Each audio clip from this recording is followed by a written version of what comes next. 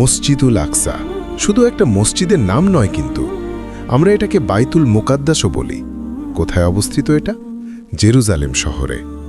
আচ্ছা, জানেন তো এটা আমাদের অর্থাৎ ইসলামের তৃতীয় পবিত্রতম স্থান।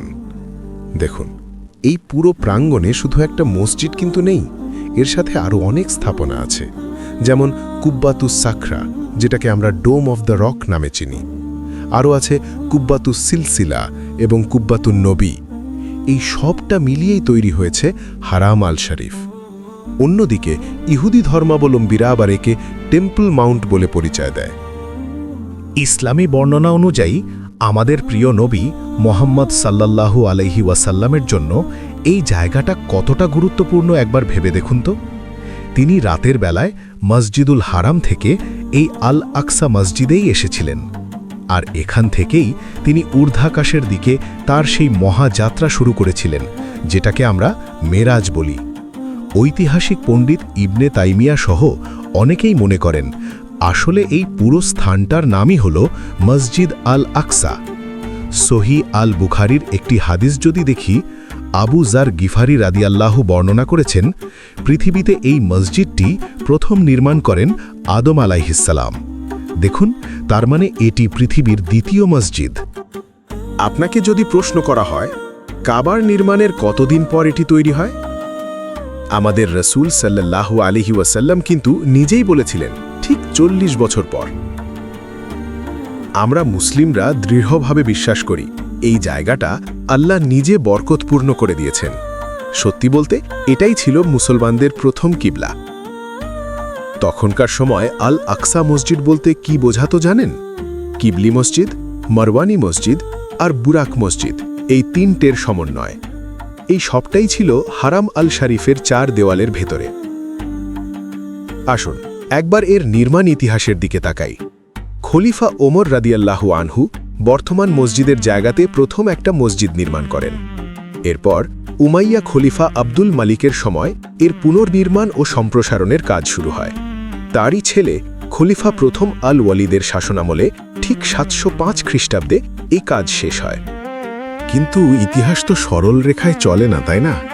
746 খ্রিস্টাব্দে এক ভয়াবহ ভূমিকম্পে মসজিদটা একদম ধ্বংস হয়ে যায়। আব্বাসীয় খলিফা আল মানসুর সেটি আবার বানান। এরপর তার উত্তরসূরি আল মাহদিও আবার নির্মাণ করেন। শেষবার 1033 খ্রিস্টাব্দে ভূমিকম্পে ক্ষতি হওয়ার পর ফাতেমি খলিফা আলী আজ জাহির এটি পুনরায় নির্মাণ করেন। আজকে আমরা যে মসজিদটা দেখি সেটা মূলত তাঁরই অবদান। দেখুন, আল আকসা মসজিদ কেন এত গুরুত্বপূর্ণ? কারণ এটি মসজিদুল হারামের পর পৃথিবীতে নির্মিত দ্বিতীয় মসজিদ। আর সবচেয়ে বড় কথা হলো, পবিত্র কুরআনে আল্লাহ নিজেই এর নাম নিয়েছেন মেরাজের ঘটনার সময়। সূরা আল ইসরার 1 নম্বর আয়াতে আল্লাহ তাআলা কি বলছেন শুনুন।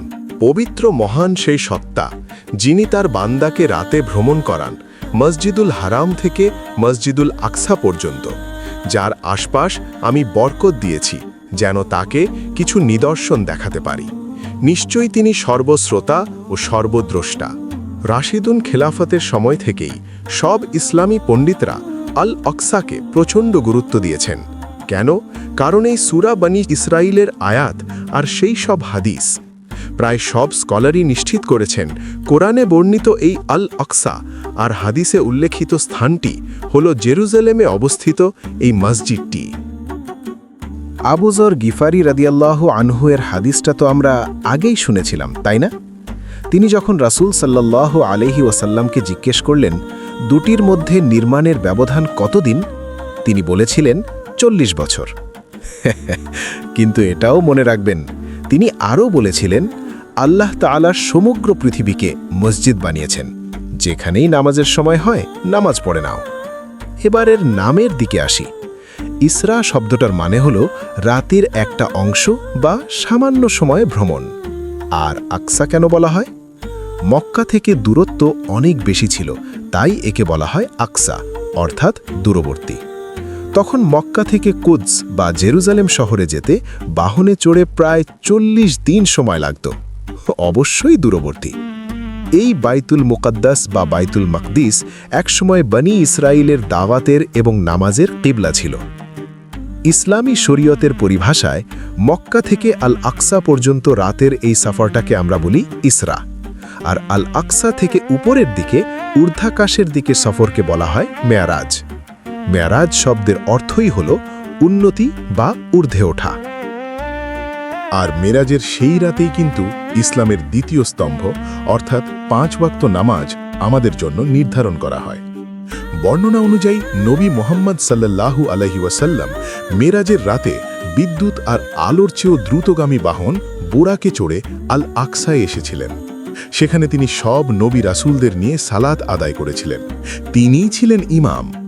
মেরাজ শেষে নবী সাল্লাল্লাহু আলাইহি ওয়াসাল্লাম প্রথমে এই বাইতুল মুকাদ্দাসে নামলেন, আর সেখান থেকে বোরাকে চড়ে ভোরের আগেই মক্কায় পৌঁছালেন। সত্যি বলতে কুরআন শরীফে সুবহান শব্দ আর বান্দা বা আব্দ শব্দটা ব্যবহার হয়েছে। এর মানে কি? এর মানে হলো মেরাজ শুধু আত্মার নয়, শরীর সহ হয়েছিল। আল আকসা মসজিদের এই ঐতিহাসিক গুরুত্ব অপরিসীম। প্রথমে কিবলা, পরে কাবার দিকে কিবলা পরিবর্তিত হলেও এর মর্যাদা এক বিন্দুও কমেনি। আচ্ছা, আপনি কি জানেন, যখন কুরাইশরা মেরাজের ঘটনা অবিশ্বাস করছিল, তখন আল্লাহ স্বয়ং মোহাম্মদ সাল্লাল্লাহু আলাইহি ওয়াসাল্লামের সামনে বাইতুল মুকাদ্দাসকে তুলে ধরেছিলেন, যার ফলে তিনি দেখে দেখে সব নিদর্শন তাদের কাছে ব্যক্ত করতে পেরেছিলেন। এই বরকতময় জায়গার ইতিহাস কি আপনাকে গভীরভাবে ছুঁয়ে গেল না?